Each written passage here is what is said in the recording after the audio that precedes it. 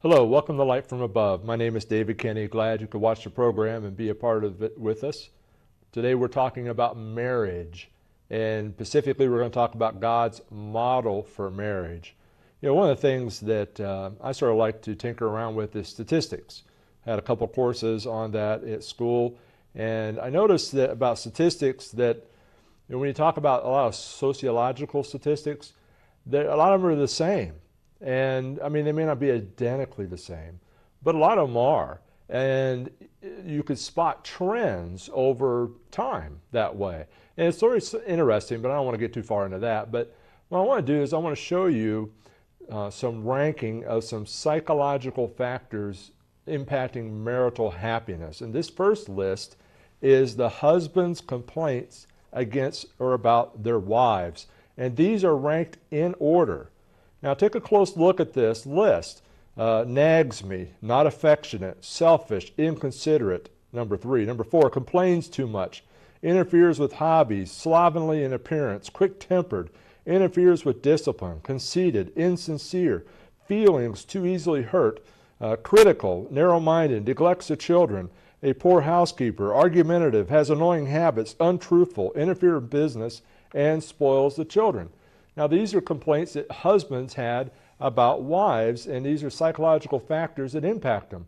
But now take a look at this next list. This is different, but this is wives' complaints about husbands. And notice this list: selfish and inconsiderate, unsuccessful in business, untruthful, complains too much, does not show his affection, does not talk things over, harsh with the children, touchy, has no interest in children, not interested in the home, not affectionate, rude, lacks ambition, nervous or impatient, critical, poor management of income, narrow-minded, not faithful to me, lazy, bored with my small talk. Now, let me ask you a question about this list here.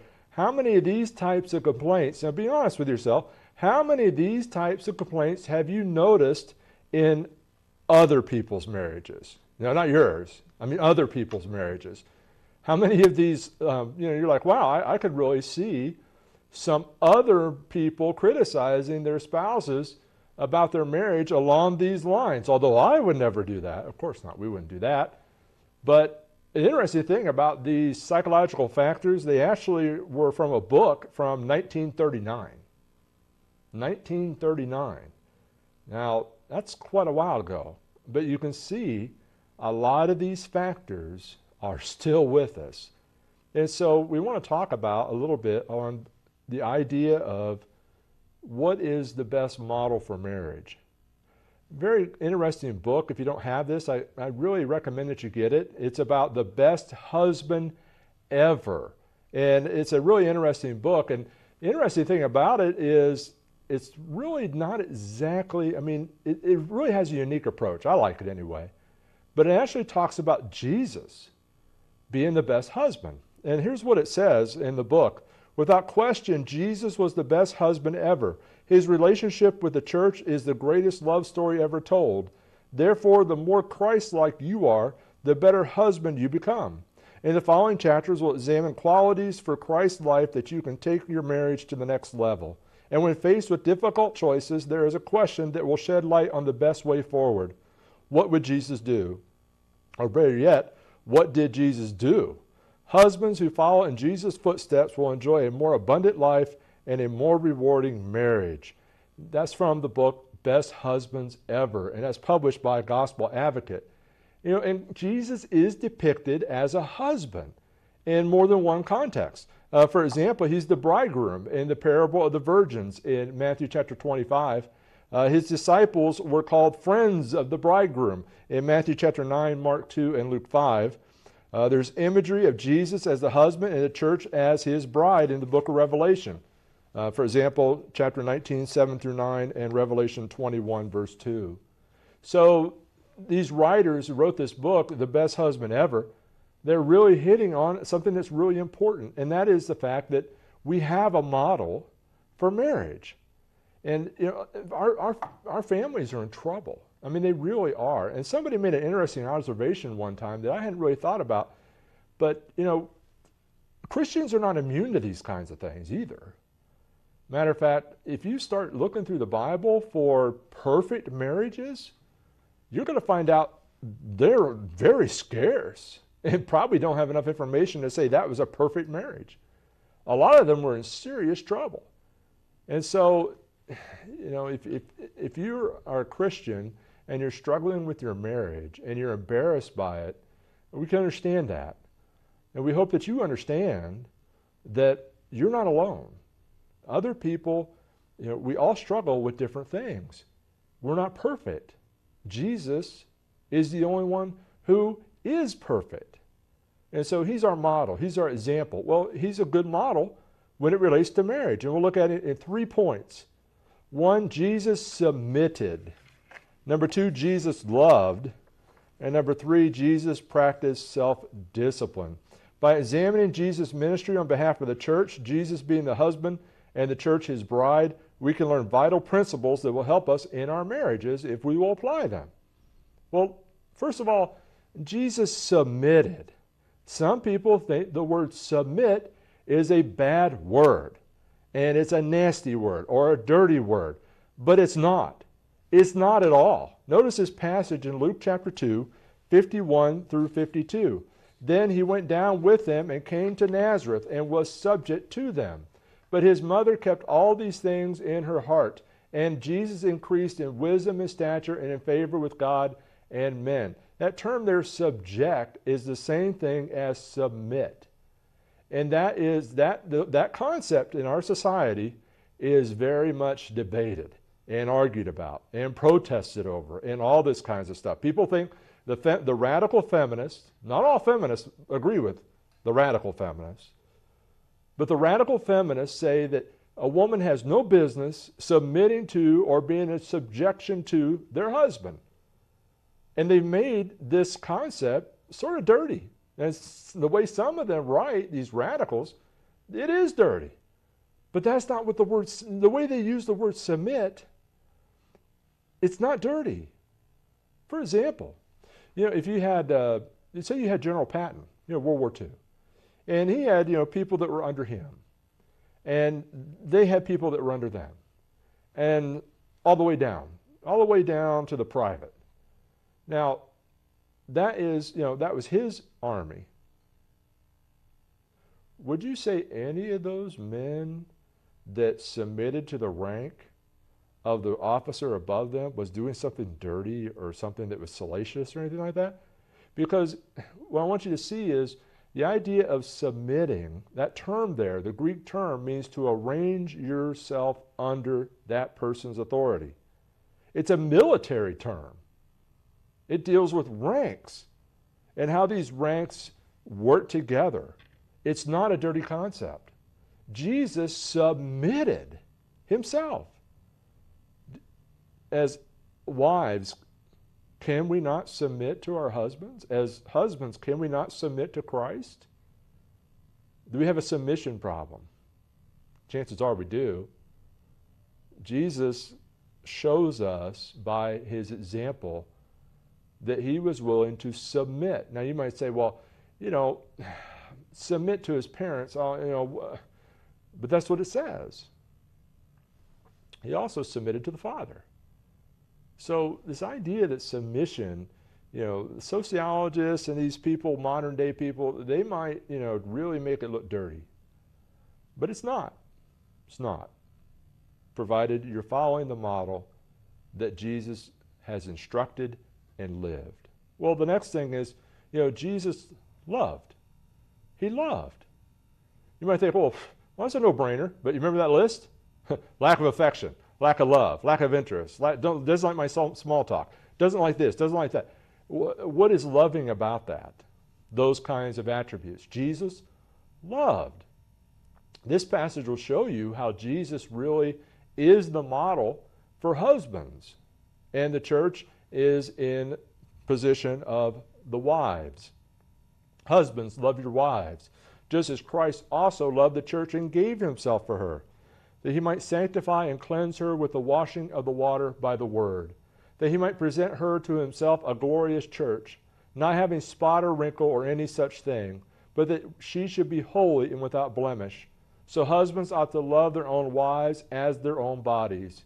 He who loves his wife loves himself. How much did Jesus love the church? How much did Jesus give for the church? He gave himself. He died for her. He did it so he might sanctify and cleanse her.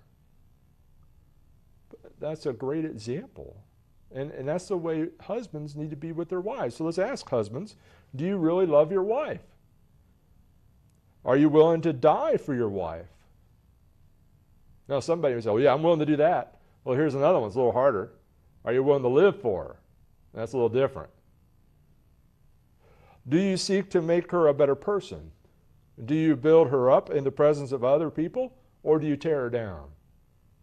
Do you keep her reputation pure and holy? Are these the things that you do? It talks about without blemish.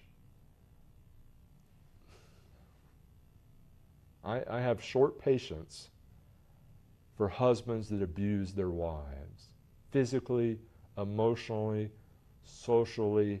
And people say words can be just as damaging as a fist, and that's true. The man that abuses his wife is a coward. He's a coward. That's basically what it boils down to. If you are mistreating your wife, why are you doing that? Just ask yourself. You might be mad at me. Oh, I'm not no coward. But let me challenge you to ask yourself this question. Why am I, there was something about this individual that I loved, that I actually, got all dressed up, went down the aisle, did all these things, said all these words, did all these because I love this person. Well, why would you be doing this abuse of her now? Why?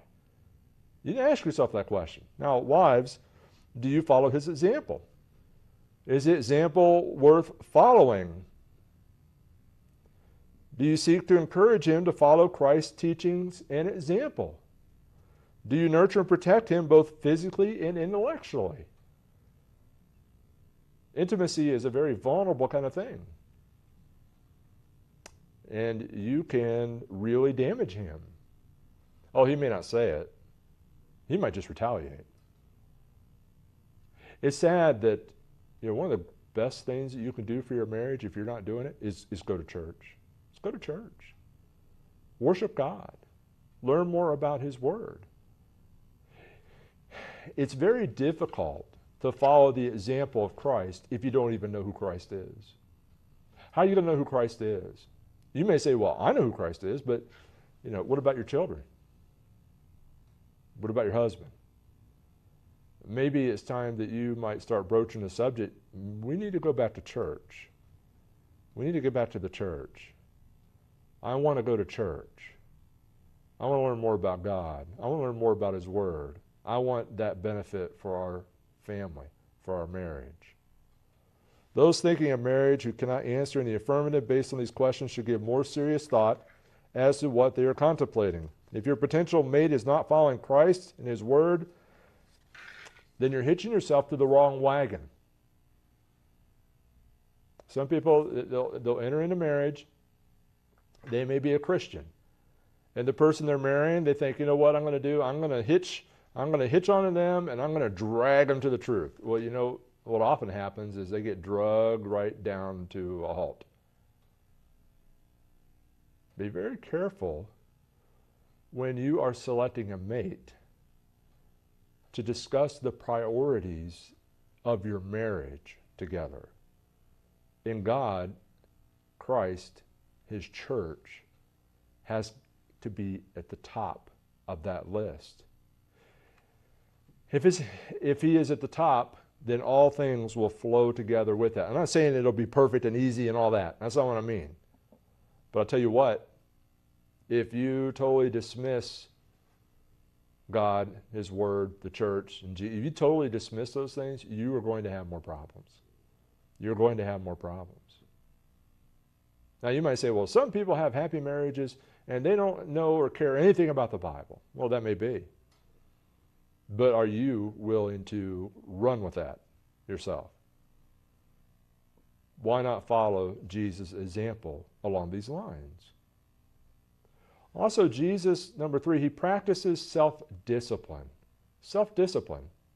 Notice in John chapter 5, 28 through 30, says, "Do not marvel at this, for the hour is coming in which all who are in the graves will hear his voice and come forth, those who have done good to the resurrection of life, and those who have done evil to the resurrection of condemnation. I can of myself do nothing. As I hear, I judge, and my judgment is righteous, because I do not seek my own will, but the will of the Father who sent me." Now, he practiced self-discipline. How many of those annoying characteristics did you find in your spouse? You ever wonder how many your spouse may have found in you? I mean, these are risk factors to marriage. You may want to take this program and play it to your spouse, and your spouse may say, "Well, have you watched this yourself?" You need to take an honest look at that, because these are the 2 charts I showed you. These are risk factors to marriage. And I understand that nobody's perfect, but we certainly can improve. We certainly can change. We can practice self-discipline to develop ourselves to be better spouses. One of my favorite writers in self-improvement is Stephen Covey. And in his book, The 7 Habits of Highly Effective People, he made this statement. I don't know if it's original with him. "Sow a thought, reap an action. Sow an action, reap a habit. Sow a habit, reap a character. Sow a character, reap a destiny." Do we want better marriages? Do we think about ways to make our marriages better? If we want to go to heaven, then we must get our thoughts, actions, and habits and character in conformity with God's will. How are we going to do that if we don't practice priority and self-discipline? How's that going to happen? If we want to be successful in our marriages, then we should do the same. You would think that these things would be easy, but you're going to have a lot of patience. I know that's not real popular. But you ever thought about how patient Jesus was? You ever read through his stories, the gospel accounts of him? And some of them you read and you could just feel, at least I do, you could just feel the frustration sometimes in his voice. People that should have known things didn't know them or didn't understand them. And Jesus would say on one occasion, "How can you not know these things? You're a teacher. You should know them." He was still patient. We're going to have to be patient. He might say, "Well, you know what? I'm not patient." Well, you're going to have to work on it. You're going to have to work on it.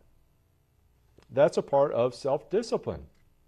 That's something that we need to think about and give serious thought to and planning over and implementing it.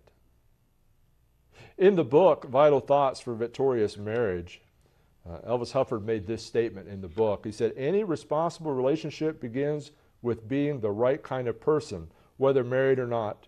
Before marriage, everyone exists as an individual, and that individual is the one that is brought into the marriage. A personality pattern after Christ qualifies us to face eventualities in life successfully." What's he saying? He's saying if you want to have a good, solid marriage, it starts with you. You.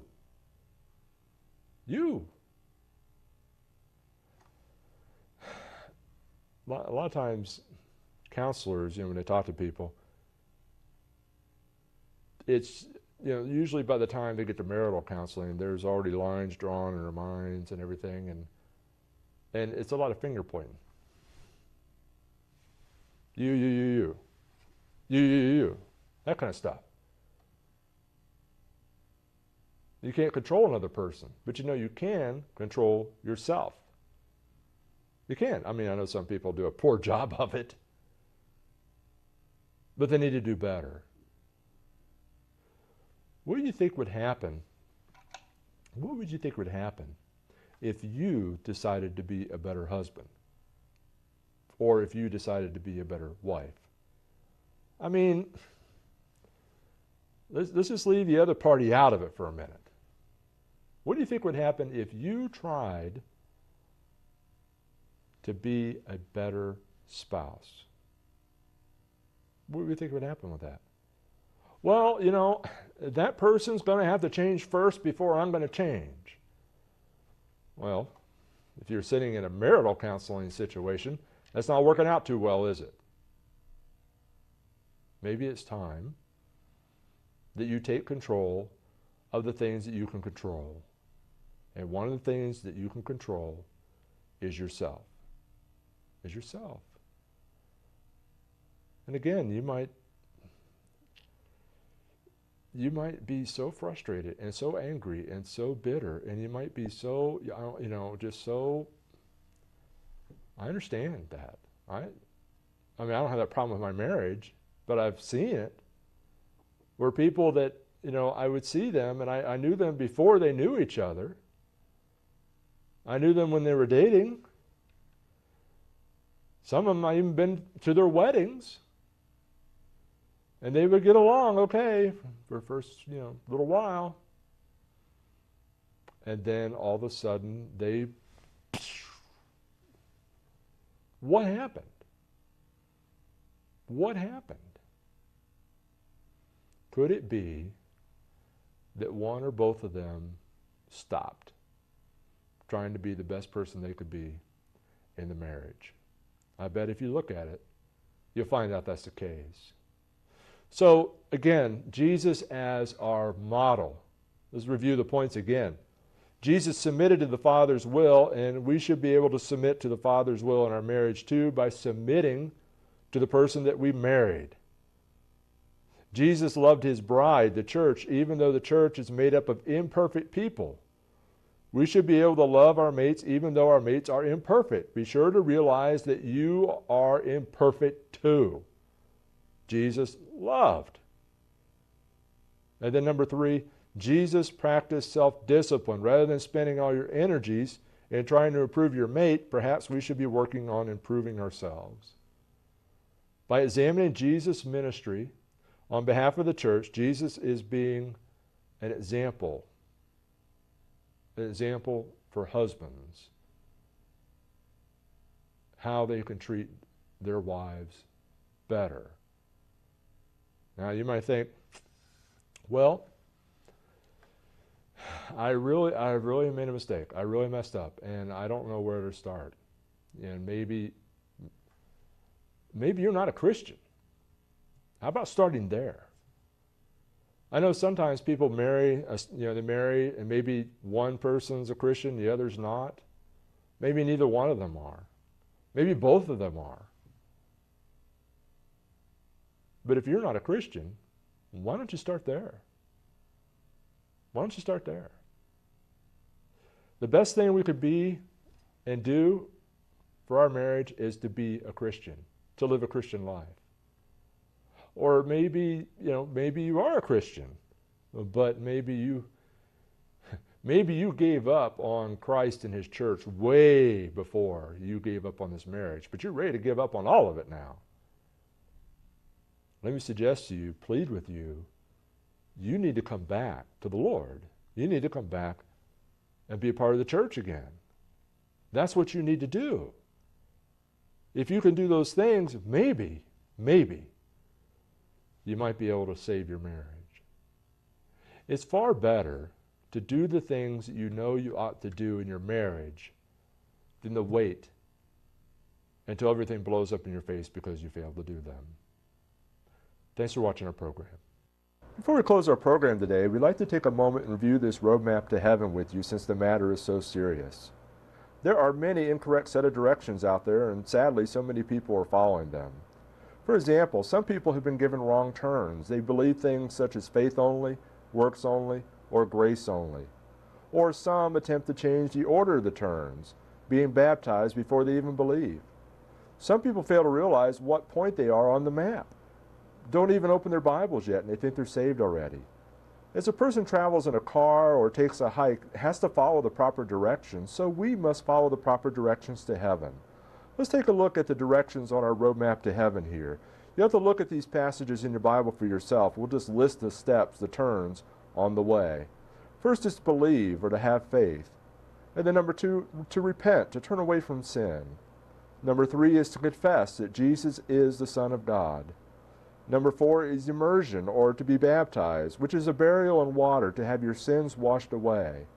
And then you're added to the church by the Lord, not by a group of people, or not by giving some kind of testimonial experience or things like that. And then once you're added, you need to serve and worship the Lord faithfully all the days of your life. And the key word's faithfully. You don't waver. And that's very important. We need to keep in mind, too, that in Noah's day there was a big flood, and only people in the ark were saved from the flood. The same is true today. There is no salvation outside the Lord's church. Where are you on the roadmap to heaven? Thanks for watching our program. Please let us know if we can assist you with further information for your journey. In this world we